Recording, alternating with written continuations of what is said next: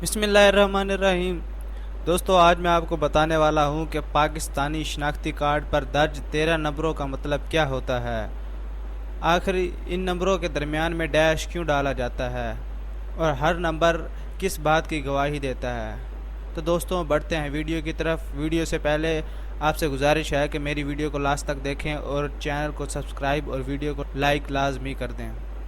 دوستو، national data base registration authority یعنی نادرا سے جاری ہونے والا شناختی کارڈ پاکستانی شہری ہونے کی پہچان ہے، اور اس پر درج 13 اعداد کے شناختی کارڈ نمبر کے ہر عدد کے پیچھے ایک راز چھپا ہوا ہے جو کہ بہت کم لوگ جانتے ہیں۔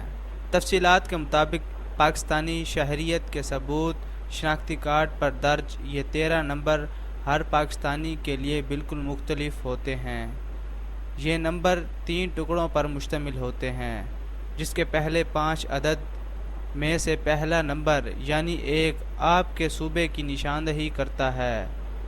جن لوگوں کے شناختی کارڈ کا نمبر 1 سے شروع ہوتا ہے وہ خیبر پختونخوا کے رہائشی ہیں۔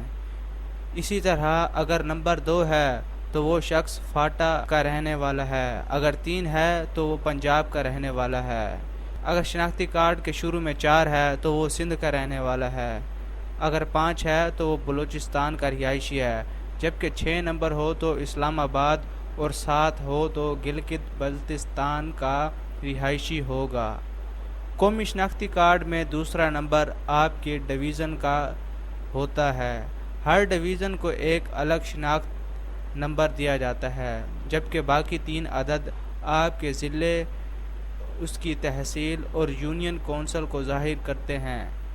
شناختی کارڈ کے درمیان میں درج 7 ہندسوں کا نمبر دراصل ایک کوڈ ہے جو خاندان نمبر کے لیے استعمال ہوتا ہے۔